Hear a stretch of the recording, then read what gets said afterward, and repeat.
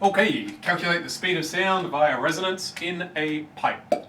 So there'll be a couple of other videos that'll give you a visual demonstration of this stuff. So you might want to watch those first, it's up to you. I've got a cylinder here, I'm going to fill it partially with water. It doesn't actually matter how much per se. The further up I go, the more options I've got for length, that's all. I'm going to have a hollow cylinder, open at both ends, and dunk that in. It's going to have little markings down the side where the top is 0, and then I progressively mark down to a length L, is what I'll call it when I'm actually at that level. Beautiful. From there we get a tuning fork or some other frequency generator, bash it, starts ringing, hold that above the tube so that the things go that way, so if the tube's below me it's going that way, not this way, so that you're getting the sound bouncing back and forth. And then you move the tube up and down until you hear the resonance, which basically is it gets louder because the amplitude goes up because it's got that feedback. So you move this thing up and down until eventually you're like, oh yeah, it's there, and then you read off whatever the length is. Then you start writing down your results. We'll get to those in a second. Okay. So what we're assuming is happening is this first case. I'll deal with these other cases in a second. So we've got the air vibrating madly up top, great, bouncing off the bottom and coming back up. So that's nice and straightforward. Cool. If that's the case, this would be 1/4 of the wavelength because I've got to go out, back in, back out again, back up again to get an entire wavelength. So be careful. Okay. These are the results, or at least the starting of the results from last year, since we can't do it this year. So we had a bunch of tuning forks at various frequencies. I haven't ordered these at all. You're welcome to do that if you want, just so you can see exactly what's going on, but it's up to you. There were 3 groups, but the third group, we just rejected their results because they had errors everywhere. So we just took 2 in the end. Most of the time they're okay. The ones that I've got asterisks on are a little bit wobbly, but they end up okay. So what we're going to do is take these 2 results and average them, and then use that to calculate the wavelength. Because hopefully averaging them will end up cancelling out most of the results, very much hopefully, but anyway. Cool, so we've got a frequency, a length, which we can then, that's the length of the tube, mind you, which we can then infer a wavelength from. So wavelength times by frequency equals velocity, right? This velocity is going to be speed of sound, and obviously the other 2 are for the actual sound you're making. Great. So we've got this guy, our wavelength is 4 times L, assuming that this is the scenario we're in. Great. Average of these 2 is exactly itself.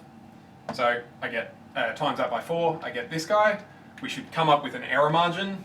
I have decided that the best accuracy I can get out of this is probably 1 centimetre, because you're holding it. If you go diagonal a bit, it's hard to tell, so I'm saying 1 centimetre of accuracy is probably the best we managed.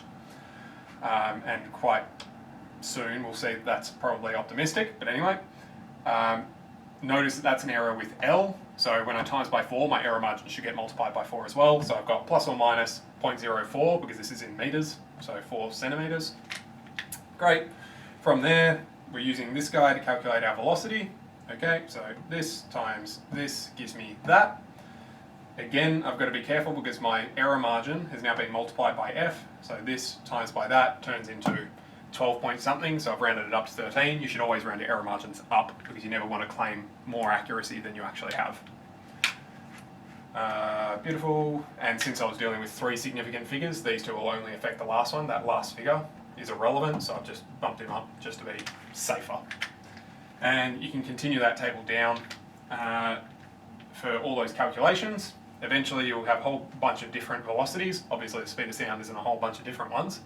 So one way of getting a good estimate is to take all of them, sum them, and then average them, hence the V bar. And the error margin, I would be inclined to take the largest of all of them, but there's a bunch of other ways that you can argue to bring that down a bit. You can use standard deviations of things, but I'll leave that alone for now.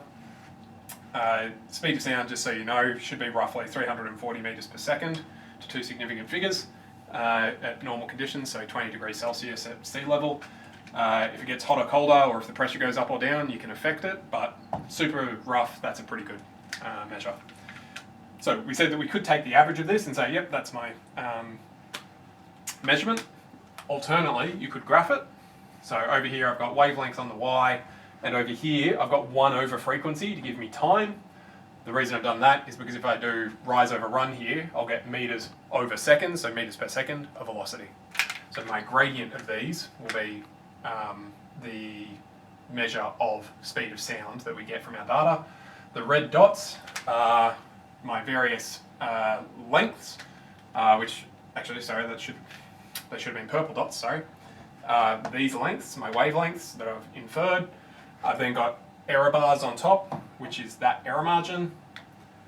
From there, there's multiple different methods you could use to get a fair estimate. You can go, what is the maximum possible gradient I can draw through these while still fitting inside all of the error bars. And then separately, go the same thing but do the minimum. So what's the shallowest line I can draw through all of those. And then you can take, figure out the gradient of both and then take the average of those. Or there's other methods as well, but that's that. Obviously, you shouldn't go anywhere outside of those two. It should be somewhere in between. Alternately, you can do a line of best fit by eye, which is basically, looks like it's about there, which should always go through all of your error bars. You should never go outside your error bars. Cool. Either way, whatever the gradient of that line is, that becomes your estimate for the speed of sound. Cool. Just to add a complication to the mix, it's possible, because we can't see the actual waves propagating through, it's possible that we had one of these, or indeed even further, scenarios going on. So, if we had suspected this, we could have calculated as though we were in this third, which would have given us a wavelength of, so we've got L, so times 4 divided 3, would have given us this. Again, times by frequency to get velocity, we would have a velocity of 114, or similarly for 5, we would have had 68. Now, straight away we know that's wrong because it should be about 340, but if we didn't know this number, what we could do is play around with the lengths, because we're free to move this thing. If I dropped, so assume we're in the fifth, just for argument, if I dropped to 60% of the length, I should hit another harmonic. Whereas if I drop to 60% of these two, I'm not going to get another harmonic. So you could do that. If you don't, then that suggests that you're not in 5. And similarly, I could drop this to 1/3. Again, if I don't get a harmonic, that suggests that I'm not in that regime. Alternately, you can do this and and just listen for each separate harmonic, write down each figure, and then figure out from that, by how far apart these are, what their multiples are. So obviously from here to here you'll be dropping by a factor of 3.